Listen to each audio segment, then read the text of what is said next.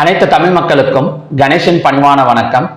இந்த வீடியோவில் நம்ம என்ன டிஸ்கஸ் பண்ண போறோம் அப்படின்னா, கம்மிங் வீக்ல அதாவது மார்ச் 23 இருந்து 27 வரைக்கும் என்எஸ்சி பிஎஸ்சி அதுக்கப்புறம் பார்த்தீங்கன்னா எம்சிஎக்ஸோட ஒரு சப்போர்ட் அண்ட் லெவல்ஸ் வந்து பார்க்க போறோம். அதாவது ஒரு வீக்லிக்கான ஒரு சப்போர்ட் அண்ட் லெவல்ஸ். இப்போ இந்த வீக் வந்து என்ன மாதிரி இருந்தது அப்படின்னா, மறுபடியும் வந்து ஒரு போர் தான் நமக்கு வந்து ரன் ஆகிட்டே இருந்தது. நியூஸஸ் வந்து எப்படி கொடுத்துட்டு இருக்காங்க அப்படின்னா, ட்ரம்ப் சைட்ல இருந்து ஒரு தெளிவான நியூஸுங்கிறதே கிடையாது. அதாவது சீஸ்ஃபயர் வந்து கொடுக்குறேங்கிறாரு, அப்புறம் வந்து உட்காந்து பேசலாங்கிறாரு, மறுபடியும் சீஸ்ஃபயர் நாங்கள் தரமாட்டோம், தர முடியாது அப்படிங்கிறாரு. இன்னைக்கு காலையில கூட என்ன மாதிரி வந்து நியூஸ் கொடுத்துருக்காரு அப்படின்னா, 48 மணி நேரத்துக்குள்ளார ஸ்ட்ரைட் ஆஃப் ஹார்மஸை நீங்க ஓபன் பண்ணல அப்படின்னா எங்களோட தாக்குதல் ஸ்ட்ரைட்டா உங்களோட பிளான்ட்ல, நியூக்ளியர் பவர் பிளான்ட்ல வந்து ஸ்ட்ரைட்டா வந்து தாக்குதல் நடத்தி அந்த இடத்தையே நாங்க அழிச்சிருவோம் அப்படிங்கிற மாதிரி இவர் வந்து ட்ரம்ப் வந்து நியூஸ் கொடுத்துருக்கிறாரு. இன்னொரு பக்கம் ஈரான் வந்து இஸ்ரேலை வந்து தாக்கிட்டு இருக்கிறாங்க. ஸோ தொடர்ந்து வந்து நமக்கு வந்து வாருக்கான ரீசன் வந்து போயிட்டே தான் இருக்கு. ஓகேங்களா? ஸோ நேற்று ரம்ஜான் பண்டிகை அன்னைக்கு நம்ம பிரதமர் மோடி வந்து ஈரானோட ஜனாதிபதி அவருக்கு வந்து கால் பண்ணி இந்த மாதிரி ரம்ஜான் வாழ்த்துக்கள் வந்து சொல்லியிருந்தாரு. அப்போ அவங்க வந்து என்ன சொல்லியிருக்கிறாங்க, ஏங்க இந்த சண்டையெல்லாம் விட்டுறலாம்ல அப்படிங்கிற மாதிரி இவர் பேசியிருப்பார் போல இருக்கு. அதுக்கு அவங்க வந்து அந்த கண்டிஷன் தான் ஆல்ரெடி நம்ம பார்த்துடலாம். இந்த மாதிரி நமக்கு வந்து இதுக்கப்புறம் இனிமேட்டு வந்து இந்த மாதிரி நாங்கள் வந்து தாக்குதல் பண்ண மாட்டோம் அப்படின்னு யூஎஸ்ஐ எழுதி கொடுக்க சொல்லுங்க, அமெரிக்கா ட்ரம்ப் வந்து எழுதி கொடுக்க சொல்லுங்க, நாங்கள் வந்து உட்காந்து பேசுறதுக்கு தயாரா இருக்கணும், போர் நடத்தணுங்கிறத எங்களோட நோக்கம் கிடையாது அப்படிங்கிற மாதிரி ஜனாதிபதி அவர்கள் வந்து பிரதமர் மோடி கிட்ட வந்து சொல்லியிருக்கிற மாதிரி நியூஸஸ் வந்து கொடுத்துருந்தாங்க. ஓகேங்களா?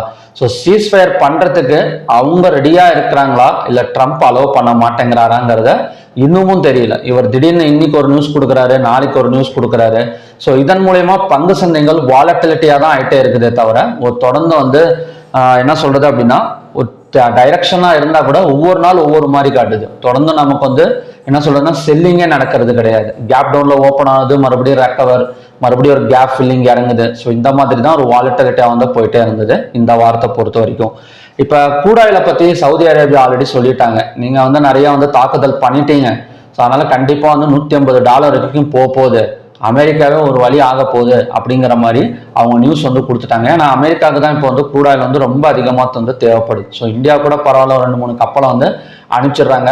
பட் அமெரிக்காவுக்கும் இஸ்ரேலுக்கும் பார்த்தீங்க அப்படின்னா கப்பலை வந்து நாங்கள் அனுப்பவே மாட்டோம், வந்தாலே நாங்கள் முடிச்சு விட்டுருவோம் அப்படிங்கிற மாதிரி தான் ஈரான் வந்து சொல்லியிருக்காங்க, ஸ்ட்ரைட் ஆஃப் ஹார்மஸ் வழியா வந்து போகிறப்ப. ஓகேங்களா?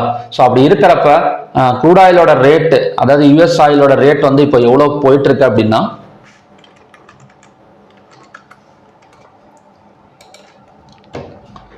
இப்போ WTI க்ரூட் ஆயில் எல்லாம் பார்த்தீங்க அப்படின்னா $98, Brent crude oil 112. So maximum Brent crude oil வந்து 120 130 வந்துருச்சு அப்படின்னா கண்டிப்பா வந்து அமெரிக்கா வந்து ஒரு பொருளாதார சிக்கல்ல வந்து மாட்டிக்கும் அப்படிங்கிற மாதிரி தான் பேங்க் ஆஃப் அமெரிக்கா வந்து ஆல்ரெடி எச்சரிக்கை பண்ணியிருந்தாங்க. ஸோ அதனால தான் நமக்கு வந்து ஃபெட் ரேட் கட் கூட இந்த இடம் வந்து நடக்கல. ஓகேங்களா? இவர் இதே மாதிரி மறுபடியும் தாக்குவேன் அப்படி இப்படின்னு இப்போ வேற வழியே கிடையாது, அந்த வழியில இருந்து க்ரூட் வந்து இவருக்கு வந்தே ஆகணும் அப்படிங்கிற மாதிரி தான் ட்ரம்ப்போட பாயிண்ட் ஆஃப் வியூல. ஸோ அந்த மாதிரி பாயிண்ட் ஆஃப் வியூல இருக்கிறப்ப சமாதானமா போயிட்டாங்க அப்படின்னா அமெரிக்காவுக்கு நல்லது, இல்லை அப்படின்னா தொடர்ந்து வந்து என்ன சொல்றது அப்படின்னா பொருளாதார வீக்கத்துல வந்து அமெரிக்கா வந்து மாட்டிக்கிறதுக்கான பாசிபிலிட்டிஸ் வந்து நிறையவே இருக்கு. ஓகேங்களா? ஸோ இந்த மாதிரி இப்போ 120 130 மேல வந்தது அப்படின்னா கண்டிப்பா அமெரிக்கா பங்கு சந்தைகள் கொஞ்சம் சரியா வந்து ஆரம்பிக்கும். பார்க்கலாம் இந்த மாதிரி வந்து நடக்குது அப்படின்னு. எது எப்படியும் கம்மிங் வீக்ல, அதாவது மார்ச் 3rd வீக்ல வந்து என்ன மாதிரி இருக்கும் அப்படின்னா ஒரு க்ரூட் ஆயில் வந்து ஒரு பை போகிறதுக்கான சான்சஸ் இருக்கலாம். ஏன்னா இன்னைக்கு மறுபடியும் வந்து கெடு கொடுத்துருக்காங்க, 48 மணி நேரம் டைம் கொடுத்துருக்காரு. ஸோ கண்டிப்பா வந்து ஃபயர் பண்ணுவாரு. அப்படி இருக்கிறப்ப க்ரூட் ஆயிலோட ரேட் வந்து இன்னும் கொஞ்சம் வந்து இன்க்ரீஸ் ஆகக்கூடிய சான்சஸ் இருக்கு. ஓகேங்களா? ஸோ நம்ம இப்போ எப்படி வந்து சப்போர்ட் அண்ட் ரெசிஸ்டன்ஸ் பார்க்க போறோம் அப்படின்னா, கம்மிங் வீக்கோட வீக்லி சப்போர்ட் அண்ட் ரெசிஸ்டன்ஸ் தான், மண்டேக்கான சப்போர்ட் அண்ட் ரெசிஸ்டன்ஸ் கிடையாது. ஸோ அதே மாதிரி சப்போர்ட் அண்ட் ரெசிஸ்டன்ஸ் வந்து பிரேக் அவுட்டாகவும் எடுத்துக்கலாம். ஸோ அந்த மாதிரி தான் நான் வந்து லெவல்ஸ் வந்து கிரியேட் பண்ணியிருக்கேன். ஸோ எப்படி அப்படின்னா resistance first for example between support and ரெசிஸ்டன்ஸ்ல ஓப்பன் ஆனது அப்படின்னா சப்போர்ட் அண்ட் ரெசிஸ்டன்ஸ் வந்து கொஞ்சம் ஒர்க் ஆக சான்சஸ் இருக்கு.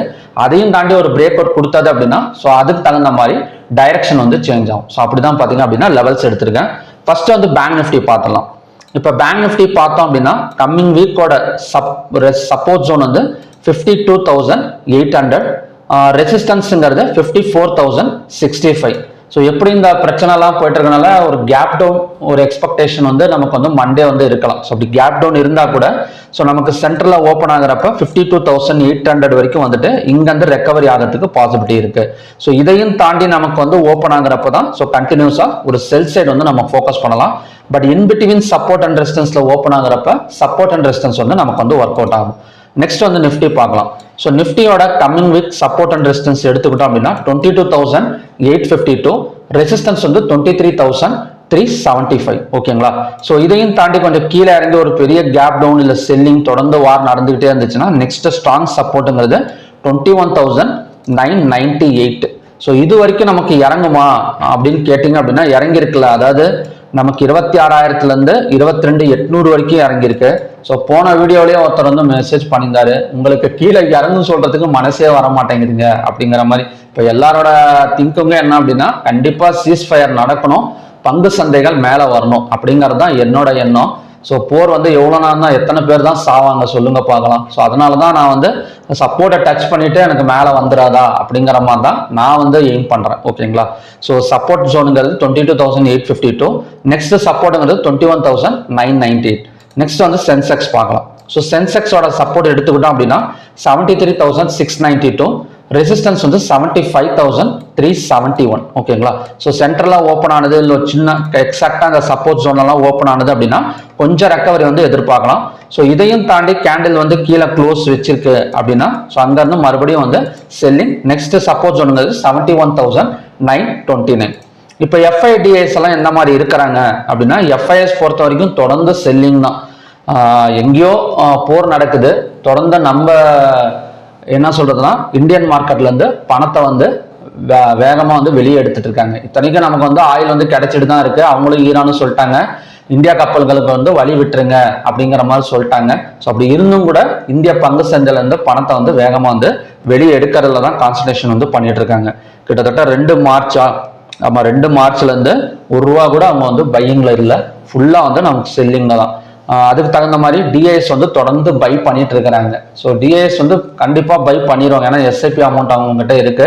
ஸோ தொடர்ந்து அவங்களும் பார்த்தீங்க அப்படின்னா கிட்டத்தட்ட 27 பிப்ரவரி அன்னைக்கெல்லாம் பார்த்தீங்கன்னா 12,292 கோடி ரூபா பக்கம் பையிங்ல இருந்திருக்கிறாங்க. ஸோ ஓவராலா ஃபுல் அண்ட் ஃபுல் பைல இருக்காங்க. ஸோ எஃப்ஐஎஸ் கொஞ்சம் பைல திரும்பணும், அதுக்கு வந்து சீஸ்ஃபயர் நியூஸ் ஏதாவது வரணும். ஸோ அப்படி வந்தது அப்படின்னா பையிங்ல திரும்பறதுக்கான சான்சஸ் வந்து எஃப்ஐஎஸ்க்கு இருக்கு. ஓகே, எப்போ வந்து எஃப்ஐஎஸ் வந்து பை பண்ணுவாங்க அப்படின்னா கண்டிப்பா வந்து நமக்கு வந்து க்ரூட் ஆயிலோட ரேட் வந்து கொஞ்சம் குறையணும். ஸோ க்ரூட் ஆயில் டிமாண்டில் இருக்கிறப்ப பணத்தை அதிகபட்சமா அதில் கொண்டு போய் தான் முதலீடு பண்ண பார்ப்பாங்களே தவிர பங்கு சந்தையில் ஸ்டாக்ஸ் வாங்க வந்து எஃப்ஐஎஸ் வந்து பார்க்க மாட்டாங்க. ஸோ அப்படி இருக்கிறப்ப இப்போ பிரெண்ட் க்ரூட் ஆயில் எல்லாம் பார்த்தீங்க அப்படின்னா $114 பக்கம் ட்ரேட், 112 பக்கம் ட்ரேட் ஆகிட்டு இருக்கு. 114 ரீச் பண்ணி வந்தது, 120 வந்துருச்சு அப்படின்னா மறுபடியும் பங்கு சந்தைகள் கொஞ்சம் சரியா ஆரம்பிக்கலாம். பார்க்கலாம் என்ன மாதிரி இருந்தால் நடக்குது அப்படின்னு. நெக்ஸ்ட் வந்து க்ரூட் ஆயிலுக்கு போயிடலாம். இப்போ க்ரூட் ஆயிலுமே நான் வந்து ஒரு சப்போர்ட் அண்ட் ரெசிஸ்டன்ஸ் எடுத்திருக்கேன். சப்போர்ட் ஜோனுங்கிறது 8,752, ரெசிஸ்டன்ஸ்ங்கிறது 9,512. ஸோ 9,512க்கு மேல ஒரு கேப் அப் ஓப்பனிங்கோ இல்லைன்னா ஒரு 1 டே கேண்டல் க்ளோஸ் வச்சது அப்படின்னா கண்டினியூஸா ஒரு பை ட்ரெண்ட் கொடுக்கறதுக்கு சான்சஸ் இருக்கு. நெக்ஸ்ட் வந்து நேச்சுரல் கேஸ் நமக்கு இன்வென்டரி டேட்டா வந்து டிமாண்ட் தான் கொடுத்துருந்தாங்க. இதுவும் பார்த்தீங்க அப்படின்னா ஒரு வாலட்டைல் தான், ஒரு வீக்லி வாலட்டைல்னு எடுத்துக்கிட்டா கூட எக்ஸாக்டா ஒரு பேரல் சேனலுக்குள்ளார தான். ஸோ இது வந்து இப்போதைக்கு வந்து போயிட்டு வந்துட்டு இருக்கு. ஸோ இதோட ஸ்விங் டார்கெட்ஸ் அப்படின்னு எடுத்துக்கிட்டோம் அப்படின்னா 271.4ங்கிறது சப்போர்ட் ஜோன், 305ங்கிறது நமக்கான ரெசிஸ்டன்ஸ் ஜோன். நேச்சுரல் கேஸ் டிமாண்ட்ல தானே இருக்கும் அப்படின்னா கண்டிப்பா தான் crude oil and natural gas ரெண்டுமே வந்து நமக்கு வந்து டிமாண்டில் தான் இருக்கும் இந்த வார் நியூஸ்னால. ஏன்னா பெரிய அளவில் கூட இன்க்ரீஸ் ஆகலை. இப்போ அந்த டைம்ல பார்த்தீங்க அப்படின்னா நமக்கு நேச்சுரல் கேஸ் வெதர் கண்டிஷன்ல 592 வரைக்கும் போனது. பட் வார் நியூஸ்னால இந்த அளவுக்கு வந்து இன்க்ரீஸ் ஆகலை. அந்த அளவுக்கு பார்த்தீங்க அப்படின்னா ஒரு வாலட்டிலிட்டியாக தான் போயிட்டு வந்திருக்கு. இந்த வாரமும் ஒரு 305 and 271.4க்குள்ளார ரன் ஆகக்கூடிய சான்சஸ் இருக்கு. நெக்ஸ்ட் வந்து கோல்டு வந்து செல்லிங் ப்ரெஷர் தான், நம்ம ஆல்ரெடி சொல்லிட்டு தான் இருக்கேன். கோல்டு வந்து நம்ம கோல்டு சில்வர் பக்கம் யாருமே போக மாட்டாங்க. இப்போதைக்கு ஆயில் பக்கம் தான் கான்சன்ட்ரேஷன் வந்து பண்ணுவாங்க. ஸோ கோல்டு விற்க தான் பார்ப்பாங்க. 1,39,965ங்கிறது சப்போர்ட் ஜோன், ரெசிஸ்டன்ஸ்ங்கிறது 1,49,015. நெக்ஸ்ட் வந்து சில்வர் வந்து பார்த்தீங்க அப்படின்னா எக்ஸாக்டா ஒரு சப்போர்ட் ஜோன்ல தான் நிற்குது. இதோட சப்போர்ட் வந்து 2,13,385, சப்போர்ட்டுங்கிறது 2,40,160. ஸோ சென்டரில் ஒரு பிரேக் அவுட் நடந்தால் மட்டும்தான் ஒரு அப் அண்ட் டவுன் டைரக்ஷன் வந்து சேஞ்ச் ஆகும். ஸோ அது வரைக்கும் பார்த்தீங்க அப்படின்னா கோல்டெல்லாம் ஒரு வாலிட்டிலிட்டி தான். நெக்ஸ்ட் வந்து இந்தியா விக்ஸ் பார்க்கலாம். ஸோ இந்தியா விக்ஸ் எக்ஸாக்டாக நமக்கு வந்து 23.17 வந்து என்ன சொல்றது அப்படின்னா ஒரு பிரேக் அவுட் பாயிண்ட் இருக்கு இந்த இடம். ஸோ ஆல்ரெடி பார்த்தீங்க அப்படின்னா இந்த இடத்துல தான் நமக்கு வந்து மார்க்கெட் வந்து கிராஷ் நடந்திருக்கு. ஸோ இந்த இடம் டச் பண்ணோடனே நமக்கு மார்க்கெட் கிராஷ் ஆயிருக்கு. ஸோ இதையும் பிரேக் அவுட் பண்ணிட்டு 29 எல்லாம் வந்துருச்சு அப்படின்னா கண்டிப்பா வந்து கொஞ்சம் கிராஷ் வந்து நம்ம வந்து எதிர்பார்க்கலாம். ஓகேங்களா. நெக்ஸ்ட் வந்து USD INR. So USD INR எடுத்துக்கிட்டா ரொம்ப வீக்கா இருக்கு. இது வந்து பாத்தீங்க அப்படின்னா டாலருக்கு நிகரான, இத்தனைக்கும் அமெரிக்காவுக்கும் நமக்கும் பிரச்சனையே கிடையாது, நல்லா தான் போயிட்டு இருக்கு. ஸோ அப்படி இருந்துமே இந்த அளவுக்கு வந்து டாலரை வந்து என்ன சொல்றது அப்படின்னா இந்திய ரூபாயோட மதிப்பு வந்து வேகமா வந்து குறைஞ்சிட்டு வருது. கிட்டத்தட்ட ஒரு டாலருக்கு நிகரான மதிப்பு வந்து பாத்தீங்க அப்படின்னா 93.78 வரைக்கும் போயிருக்கு. ஸோ இது ஒரு 94.5 எல்லாம் வந்தது அப்படின்னா இன்வெஸ்டர்ஸ் மறுபடியுமே பணத்தை வந்து வெளியெடுக்க ஆரம்பிச்சிருவாங்க. ஓகேங்களா. ஸோ எது நடந்தாலும் நம்ம லெவல்ஸ் பார்த்துட்டு கரெக்டாக அதுக்கு தகுந்தபடி ஸோ நம்ம வந்து ஒரு ப்ராப்பரான ஸ்ட்ராட்டஜியை வச்சு தான் கரெக்டாக வந்து ஃபாலோ பண்ணிக்கணும். ஓகேங்களா. நியூஸை போட்டு குழப்பிக்காதீங்க. நீங்கள் ஆல்ரெடி ஒரு ஸ்ட்ராட்டஜி ட்ரேடராக இருக்கிறீங்க அப்படின்னா நீங்கள் அந்த ஸ்ட்ராட்டஜி கரெக்டாக ஃபாலோ பண்ணீங்கனாலே போதும். ஸோ நியூஸ் வந்து குழப்பிக்கிட்டே தான் இருக்குது. ட்ரம்ப் வந்து பார்த்தீங்களா ஒரு 3 நாளுக்குள்ளார 4 அனௌன்ஸ்மெண்ட் வந்து கொடுத்துருக்குறாரு. முடியும், முடியாது, முடிஞ்சா முடியும், முடியலன்னா முடியாது, இப்படி தான் கொடுத்துட்டு இருக்கிறாரே தவிர ஒரு ப்ராப்பரா உட்காந்து பேசலாங்க அப்படிங்கிற மாதிரி எந்த ஒரு நியூஸுமே வரல. ஓகேங்களா. ஸோ ஓகே, பார்க்கலாம் எந்த மாதிரி வந்து இந்த வீக் வந்து நடக்குது அப்படின்னு. ஸோ ஓகே ஃப்ரெண்ட்ஸ், இந்த வீடியோ உங்களுக்கு பிடிச்சிருந்தது அப்படின்னா சப்ஸ்கிரைப் பண்ணுங்க, ஷேர் பண்ணுங்க, கமெண்ட் பண்ணுங்க. மறுபடியுமே பார்த்தீங்க அப்படின்னா நெக்ஸ்ட் வீக் வீடியோவில் நம்ம வந்து மீட் பண்ணலாம். Thank you very much.